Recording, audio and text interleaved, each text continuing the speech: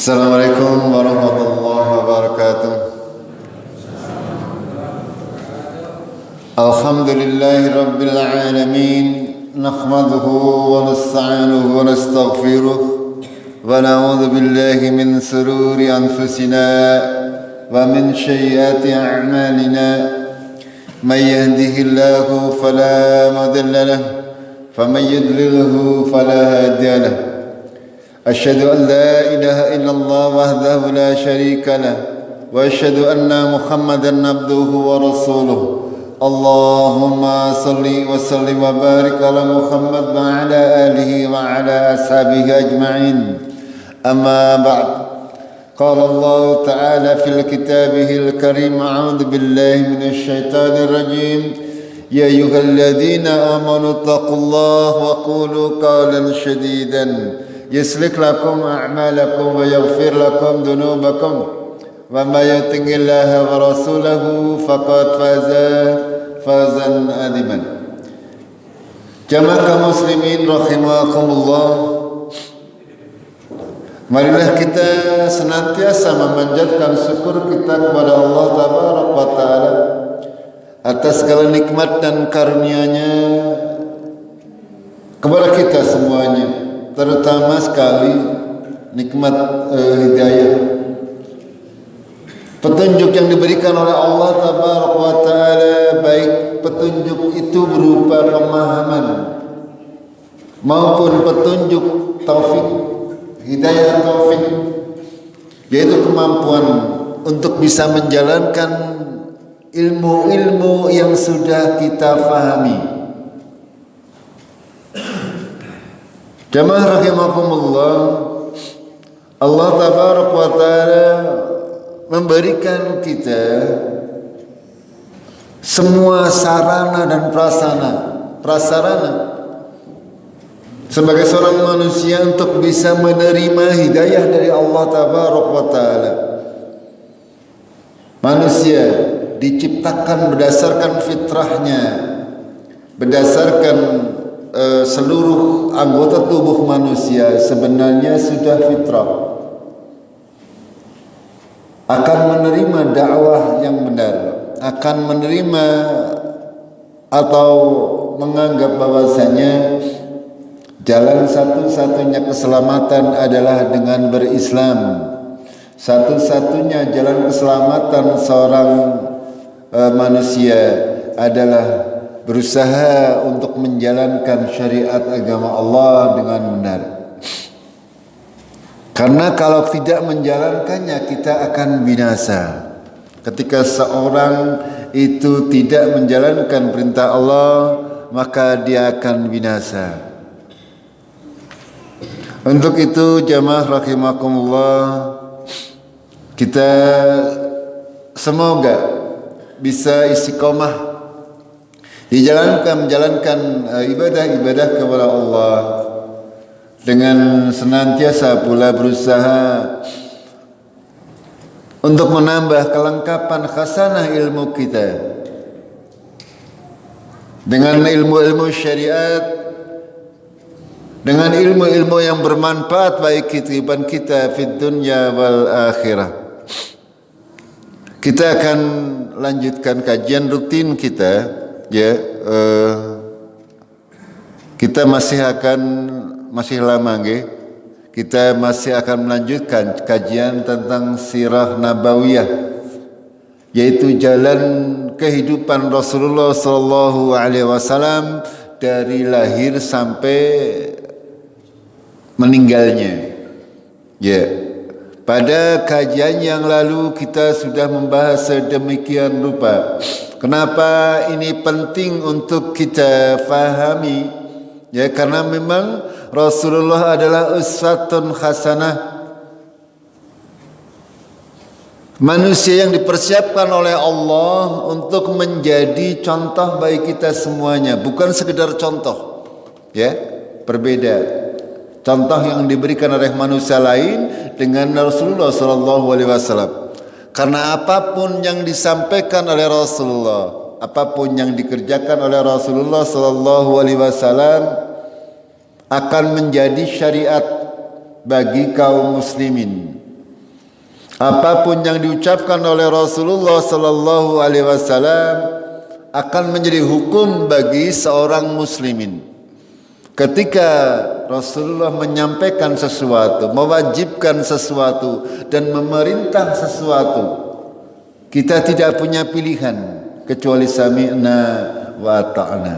Itulah ya keimanan seorang sebagai bentuk, sebagai wujud daripada syahadat yang kedua, asyhadu anna Muhammadan ngabduhu wa rasuluh, bahwa saya bersaksi bahwasanya Muhammad itu hamba dan rasulnya. Ketika kita menyatakan demikian, ketika kita mengakui bahwasanya Allah sudah mengutus Muhammad sebagai rasul, nah kita harus yakin bahwasanya Muhammad itu adalah makhluk yang dijaga oleh Allah dari mulai kecil sampai dewasa sampai meninggalnya. Berbeda dengan anak-anak yang lain. Ya. Sewaktu Rasulullah kecil, walaupun secara fitrah mungkin sama. Ya, secara fitrah mungkin sama. Akan tapi kita tahu Rasulullah ketika berumur 4 tahun, ya, kemarin sudah kami sampaikan, ketika berumur 4 tahun Rasulullah ya itu dibelah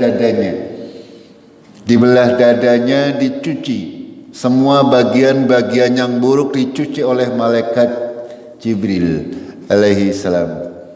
Itu sehingga berbeda, pertumbuhannya berbeda dengan anak-anak pada umumnya. Sampai menjelang remaja, Rasulullah juga berbeda dengan remaja pada umumnya. Ya mungkin kalau yang namanya tabiat anak-anak masih sama, ya. Akan tapi memang Rasulullah sudah dijaga dari mulai bayinya sampai dewasanya, masa kanak-kanaknya, masa remajanya, semuanya dijaga karena memang disiapkan oleh Allah sebagai panutan. Ya, karena para nabi seluruhnya seperti itu. Para nabi dan rasul itu kehidupannya dijaga oleh Allah tabaraka wa taala sehingga tidak akan melakukan kesalahan yang fatal. Tidak, Pak. Ya. Kita lihat contoh ya yang dilakukan oleh Allah pada Nabi Musa contohnya, atau Nabi Yusuf contohnya. Nabi Yusuf itu pernah digoda oleh seorang wanita yang sangat cantik dan kaya. Digoda dengan godaan yang luar biasa dahsyat. Ya panjenengan kalau sebagai manusia biasa tidak akan mampu untuk menolak godaan seorang wanita yang sangat cantik, yang kaya dan sebagainya. Akan tetapi karena Nabi Yusuf adalah nabi, ya, Nabi Yusuf dipelihara, dijaga oleh Allah. Ya, ketika Nabi Yusuf sudah mau tergoda, lalu ditampakkan oleh Allah sesuatu hal yang membuat Nabi Yusuf menjadi sadar, lalu tidak tergoda. Itu contoh penjagaan dari Rasul, dari Allah untuk para nabi. Begitu juga Rasulullah Sallallahu Alaihi Wasallam, dari mulai kecil sampai besarnya beliau tidak pernah terbersit untuk melakukan keburukan. Ini, ya, tidak pernah sedikit pun membayangkan akan melakukan kejahatan. Sampai makanya ketika masih muda pun sudah terkenal ini Muhammad, ya, sudah terkenal di kalangan orang Quraisy sebagai orang yang jujur, tidak seperti pemuda-pemuda yang lain, tidak suka minum minuman keras, tidak suka berjudi, tidak suka ugal-ugalan dan sebagainya. Dan di Quraisy, di suku Quraisy itu ada seorang yang bernama Khadijah. Ya, Khadijah itu adalah seorang janda karena beliau memang sudah menikah 2 kali dan semuanya meninggal dunia. Yang kedua, ya, 2 orang suaminya itu meninggal dunia. Khadijah ini seorang janda, akan tapi beliau memang terkenal akan apa? Akan kecantikannya dan kekayaannya, seorang janda yang kaya. Itu. Dan Khadijah tidak buru-buru untuk menikah. Ya kita tahu kalau ada janda cantik tur sugih, biasanya ya kesing melirik nggih.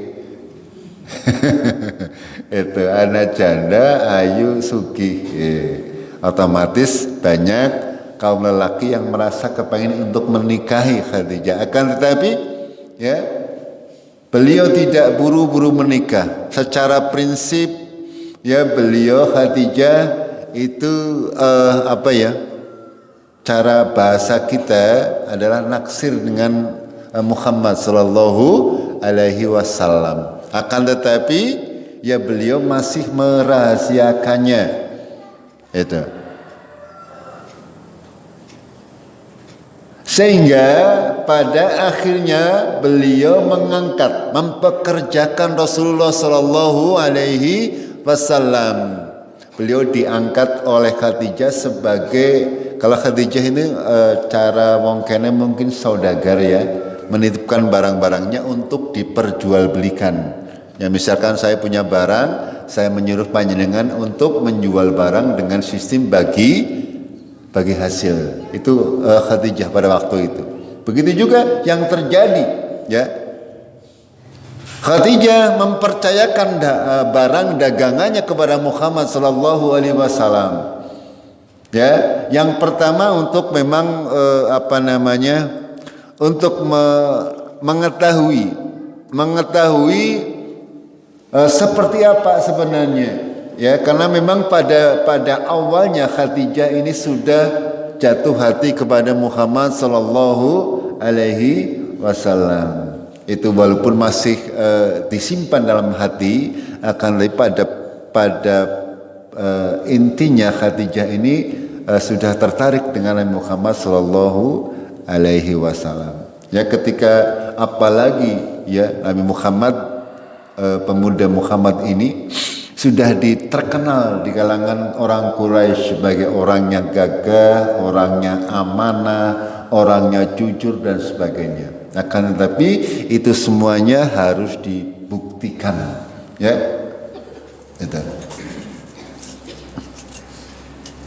Karena memang untuk mengetahui sifat asli seseorang, ya, itu kadang-kadang kalau di rumah keadaan-keadaan biasa saja sifat asli seseorang itu tidak nampak.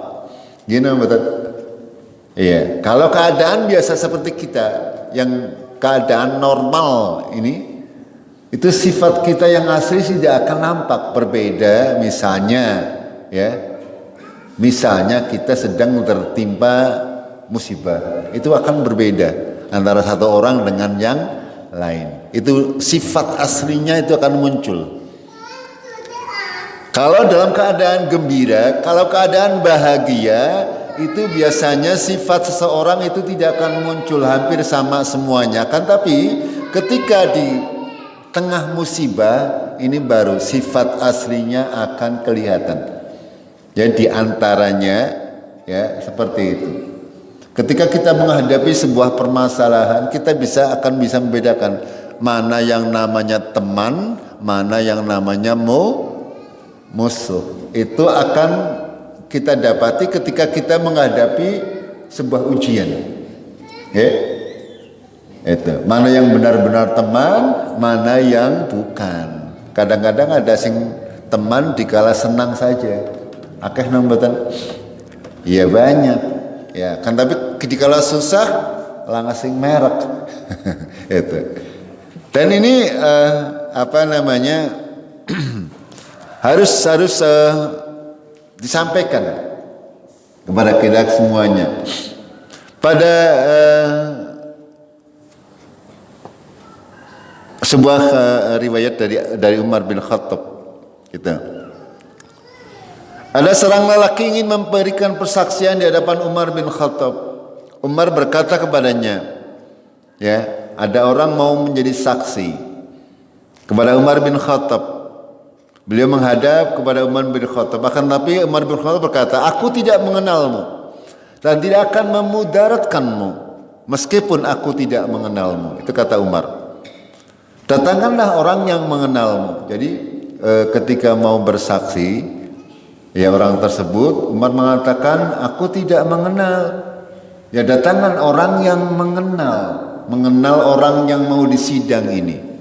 Maka seorang laki-laki dari hadirin mereka datang. Ya, lalu Umar bertanya, dengan apa engkau mengenalnya?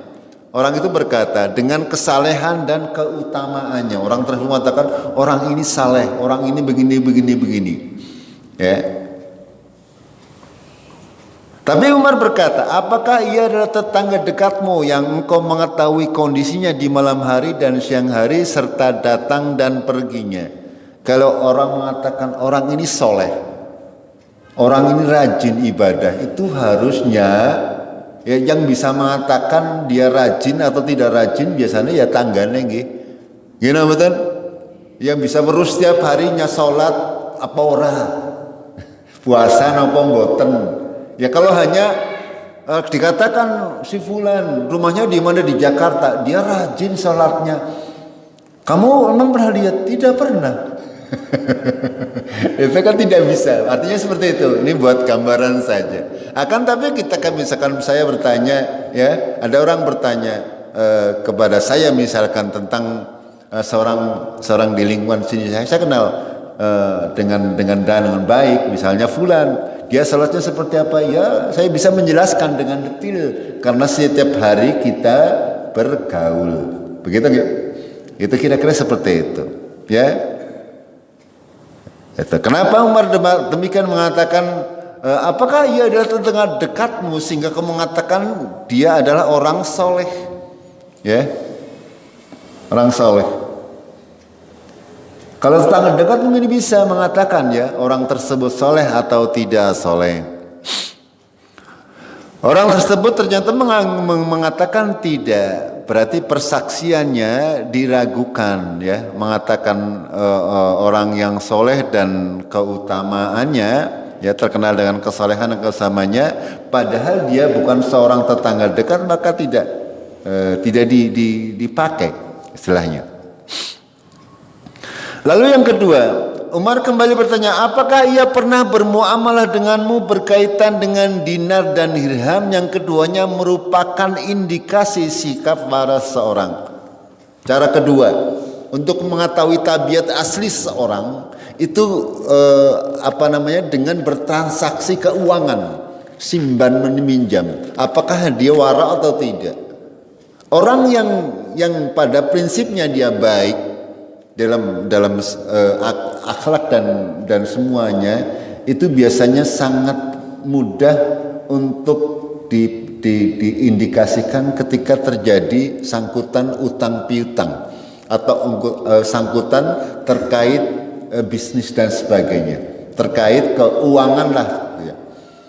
Ketika seorang itu bertakwa kepada Allah, dia sudah pasti akan menjamin bahwasanya dia akan menyelesaikan seluruh sangkut pautnya dengan masalah keuangan itu.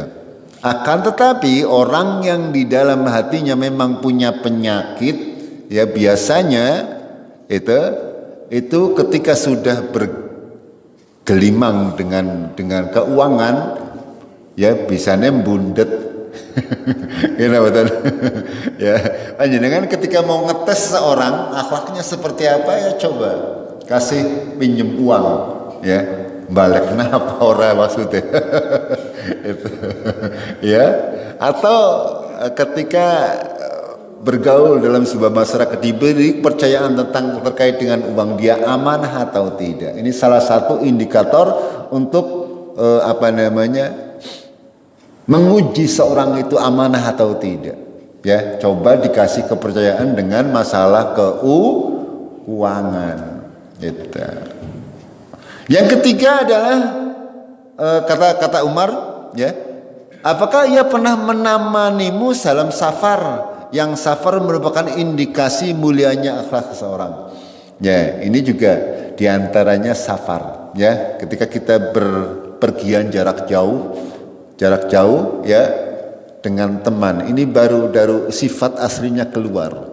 Ya, bagaimana ketika kita jauh dari keluarga, adanya cuma teman perjalanan, kita mengalami sakit misalnya. Ini baru kelihatan akhlak sebenarnya dari teman kita. Gitu. Jadi kenapa Khadijah ini mempekerjakan Rasulullah itu diantaranya itu, ya, diantaranya adalah untuk menguji seberapa benar akhlak Rasulullah. Karena terkenal Rasulullah SAW sebagai seorang pemuda yang ganteng, yang amanah dan pintar dalam mengurusi jual beli. Makanya seperti itu, ya. Dan ini menjadi pelajaran bagi kita semuanya. Ketika kita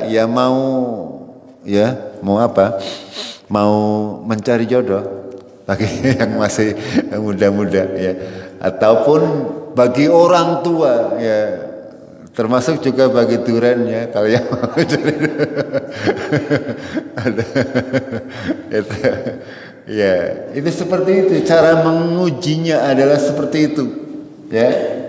Di antara bentuk cara syariat, tidak boleh kita sembarangan di dalam menentukan hal-hal seperti itu. Dan juga Nabi SAW bersabda, as-safar adalah bagian dari azab. Ketika salah seorang dari kalian sedang melakukan safar, maka ia akan sulit makan, minum, dan tidur. Itu zaman dahulu seperti itu. Untuk sekarang sih mungkin tidak terlalu hal seperti ini. Jika urusannya telah selesai, bersegeralah kembali kepada keluarganya.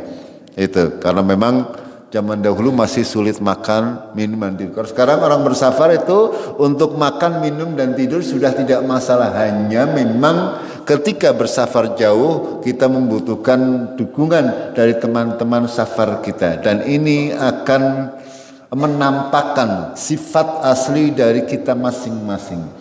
Ya, kalau memang sifatnya baik, dimanapun tempat dia akan menjadi orang yang baik. Akan tapi kalau sifat aslinya buruk, angger nenguma ketone apik, akan tapi ketika safar dia sudah berubah. Itu. Itu. Dan kita lanjutkan. Rasulullah berdagang didampingi oleh seorang pelayannya Khadijah yang namanya Maisarah. Ya, Khadijah kepengen mengenal Rasulullah melalui Maisarah ini, ya. Maisarah itu diperintah oleh Khadijah untuk mendampingi Rasulullah di dalam berdagang ke sana kemari. Itu. Ini cara Khadijah radhiyallahu anha mengenal Rasulullah. Ya, membiarkan Rasulullah dipercaya diberi barang dagangan yang banyak, ya. Lalu beliau juga, Khadijah, mengutus Maisarah untuk mendampingi Rasulullah Sallallahu Alaihi Wasallam. Waktu itu belum menjadi Rasul, ya, belum, masih bujang lagi, gagah-gagah, ya, usia antara 22, 23 itu. Ini saya singkat saja. Kita lanjutkan. Lalu, ya, jamaah rahimakumullah, lalu pada akhirnya, ya, Nabi Shallallahu Alaihi Wasallam itu menikah dengan Khadijah radhiyallahu anha. Ya, di sini ada beberapa pelajaran, ya, bahwasanya seorang perempuan itu boleh menawarkan dirinya untuk dinikahi oleh wanita yang terkenal soleh dan baik akhlaknya, soleh agamanya, akhlaknya juga baik, seperti sabda Rasulullah Sallallahu Alaihi Wasallam. Ya, Rasulullah bersabda, jika telah datang kepada kalian seorang lelaki yang kalian ridhoi agama dan akhlaknya, maka nikahkanlah ia dengan anak perempuan kalian. Jika tidak, maka niscaya akan terjadi musibah dan kerusakan di muka bumi. Mereka bertanya, wahai Rasulullah, meskipun ia mempunyai aib, beliau berkata lagi, jika telah datang kepada kalian laki yang kalian ridhoi agama dan akhlaknya, maka nikahkanlah ia dengan anak perempuan kalian. Beliau mengatakannya 3 kali. Ini penting untuk kita pahami. Di tengah masyarakat yang tidak agamis, ya, masyarakat yang sudah tidak mengenal petunjuk Rasulullah Sallallahu Alaihi Wasallam. Untuk para orang tua, ya, sekali lagi, untuk masalah menikahkan putri-putrinya harus benar-benar selektif, ya. Kalau ada, kata Rasulullah, seorang yang kalian ridhoi agama dan akhlaknya, sudah. Kalau ada orang melamar secara agama dan akhlaknya bagus, itu kata Rasulullah jangan pernah ditolak. Kalau ditolak berarti akan terjadi musibah dan kerusakan di muka bumi. Itu, ya. Di sini Rasulullah menggarisbawahi agama dan akhlaknya. Agamanya apik, akan tapi akhlaknya tidak baik, tidak direkomendasikan.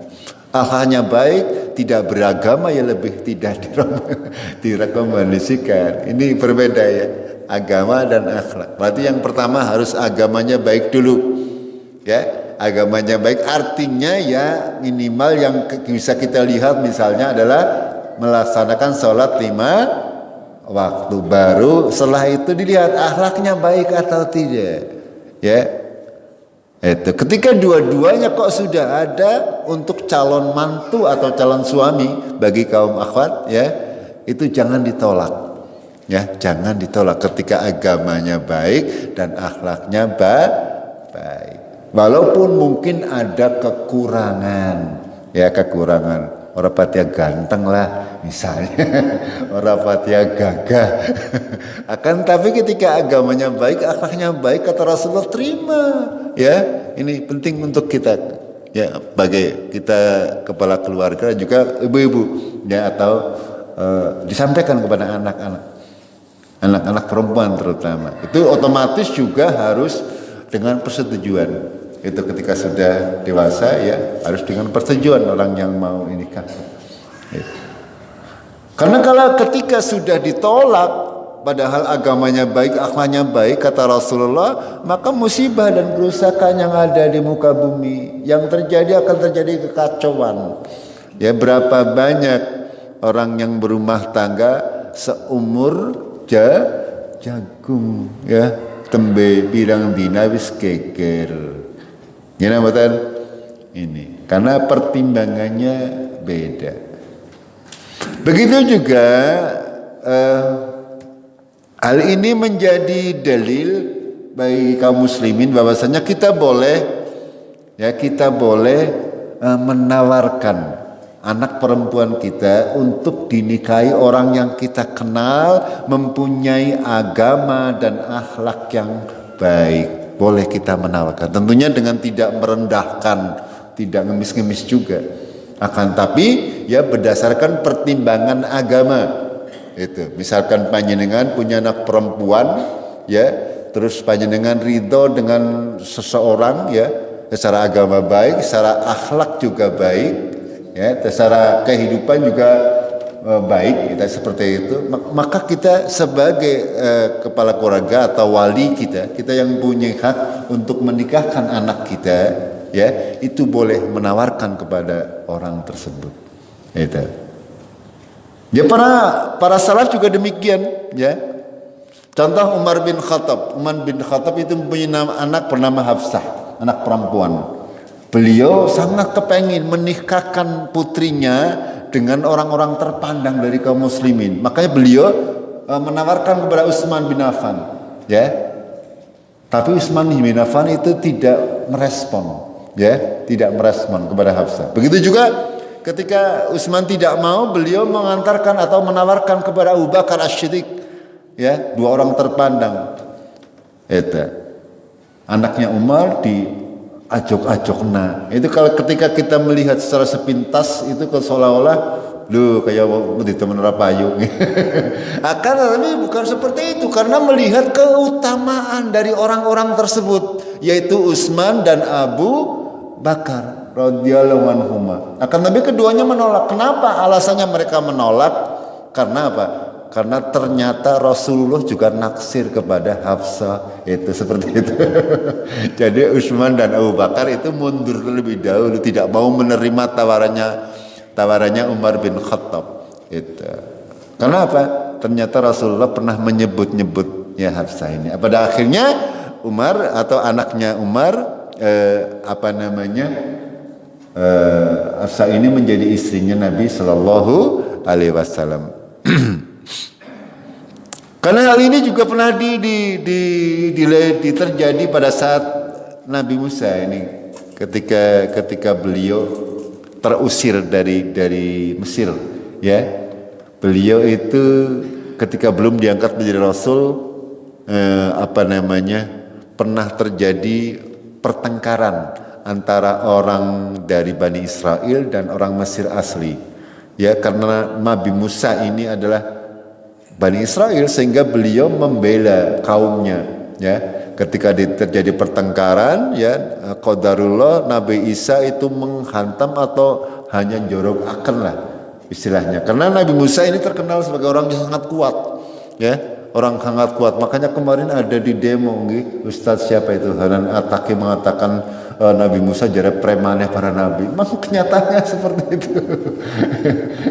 Iya, kenapa harus di demo ya? Dengar yang muda-muda mungkin ya.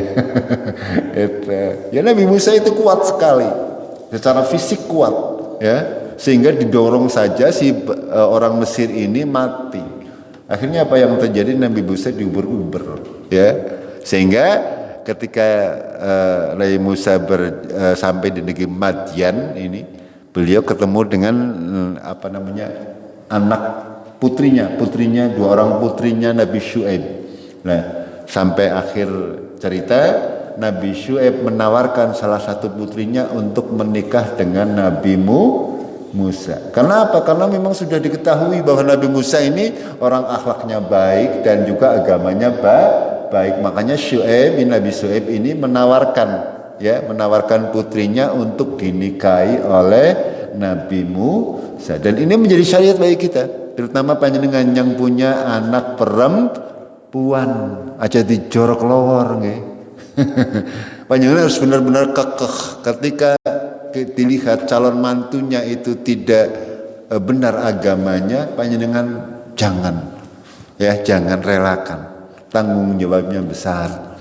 Ini yang punya anak perempuan ini monggo ini senantiasa dijaga. Usahakan ya minimal salatnya itu baik itu. Jangan kok menerima yang salatnya tidak baik. Ini penting untuk kita baik. Karena apa? Secara syariat, ketika kita sudah menyerahkan anak perempuan kita menyerahkan tanggung jawab anak perempuan kita kepada orang lain. Itu. Ini penting untuk kita pahami. Ya. Kita lanjut. Jamaah rahimakumullah, ya.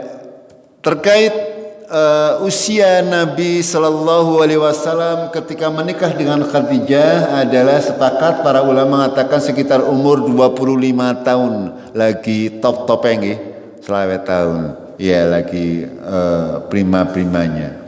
Akan tapi untuk Khadijah ini ada dua pendapat. Ada yang mengatakan berumur 28 tahun, ada yang mengatakan umur 40 tahun.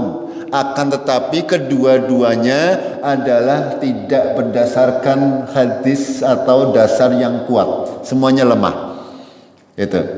Jadi secara umum bahwasanya pada saat menikah Khadijah itu berusia antara 28 sampai 40 tahun. Itu yang mudahnya seperti itu.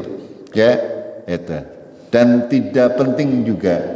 Pada kenyataannya kalau kita katakan meyakini bahwa usia Khadijah itu 40 tahun, pada kenyataannya beliau bisa hamil, ya, memberikan keturunan kepada Rasulullah berjumlah 6 orang. Kira-kira masuk akal nggak mboten? Kalau 40 tahun kok bisa beranak sampai 6 kali, itu. Akan tapi kalau orang mengatakan 28 tahun ya sangat mungkin, gitu.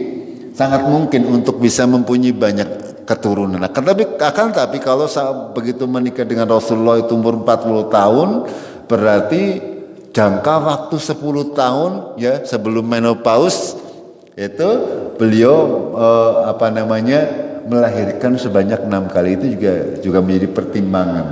Ya, jadi secara mudahnya saja bahwasanya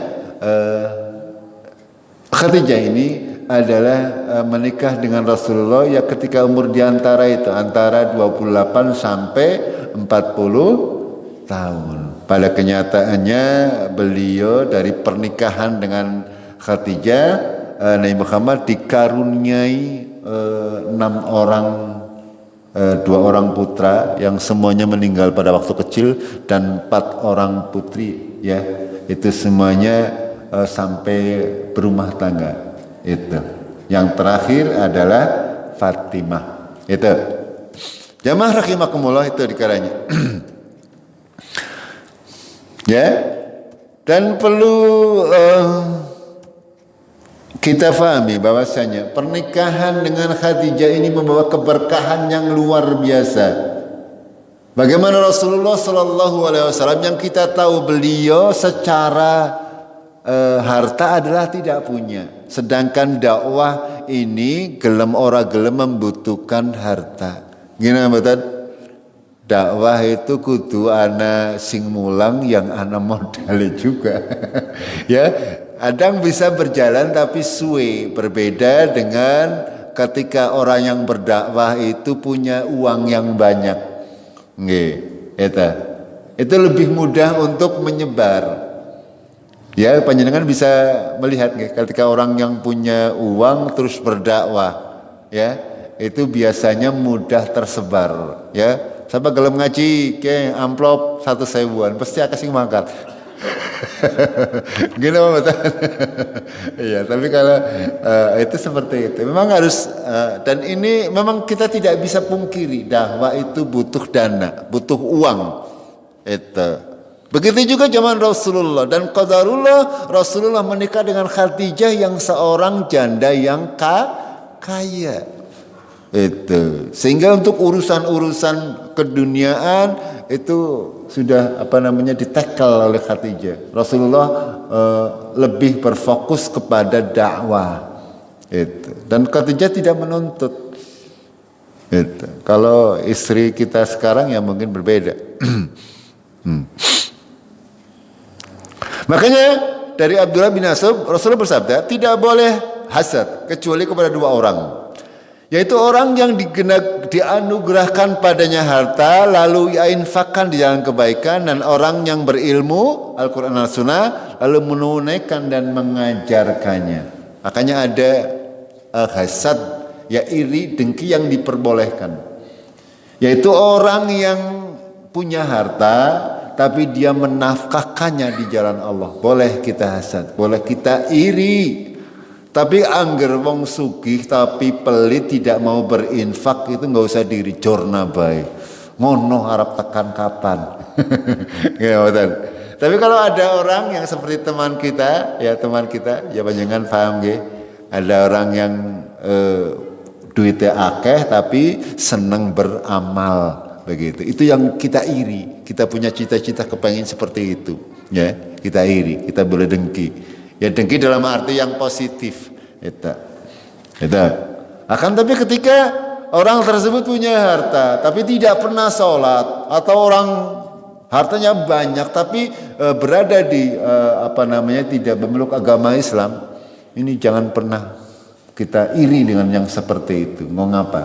Ya. Buat apa? Semuanya akan ditinggalkan. Begitu juga kita boleh iri atau dengki kepada orang yang berilmu, dia menunaikan dan mengajarkannya. Itu artinya dalam artian yang positif. Itu. Dan Nabi Sallallahu Alaihi Wasallam benar-benar didukung oleh Khadijah dalam dakwahnya. Ya. Rasulullah itu selama 10 tahun berdakwah di Mekah, otomatis membutuhkan dana yang tidak sedikit. ya, untuk mengembangkan, untuk kehidupan beliau, ya, untuk kehidupan rumah tangganya dan yang lain sebagainya. Itu, dan ini didukung oleh Khadijah secara langsung. Makanya dalam sebuah hadis Rasulullah bersabda, ya, khairu nisaiha, ya, Maryam ibnahu Imran, wa khairu nisaiha Khadijah, ya, sebaik-baik wanita zamannya yaitu adalah Maryam binti Imran, ibundanya Nabi Isa itu. Dan sebaik-baik wanita pada zamannya yaitu Khadijah binti Khuwailid, istri Rasulullah sallallahu alaihi wasallam. Dan juga dalam hadis yang lain, ya, Rasulullah juga bersabda, khairun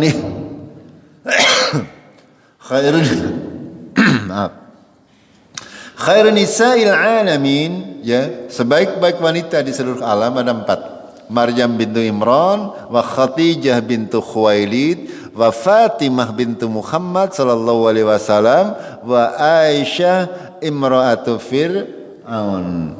Itu ada yang pertama adalah Maryam, ya, binti Imran, ada Khadijah, ada Fatimah, ada lagi Aisyah itu istrinya Fir'aun, ya, sedangkan Asia istrinya apa, beda, kebalik ya. Asia itu istrinya Fir'aun, Aisyah itu istrinya Rasulullah sallallahu alaihi wasallam. Dan disebutkan di sini yang terbaik, ya, adalah seperti itu kata Rasulullah, ya. Orang kalau laki-laki baik itu banyak ya di dunia, tapi kalau perempuan yang baik hanya segelintir. Itu memang seperti itu, ya. Walaupun pada kenyataannya kaum wanita akan lebih banyak dari kaum pria, kan, tapi kita harus memahami bahwasanya kebaikan yang ada kebanyakan adalah di kaum laki-laki, sehingga Rasulullah walaupun bagaimana hanya menyebutkan 4 orang saja, ya, yaitu Maryam, Khadijah, dan Fatimah, begitu juga Aisyah.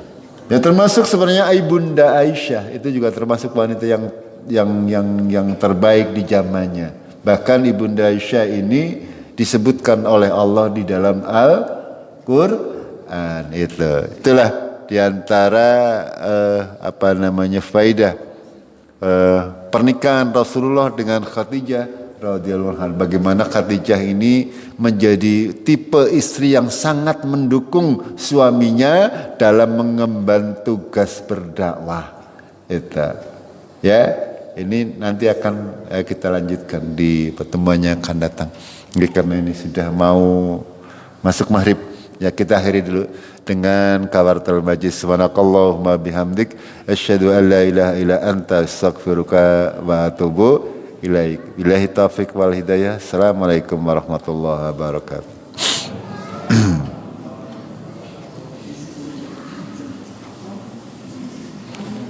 Kira-kira 1-2 menit lagi lah.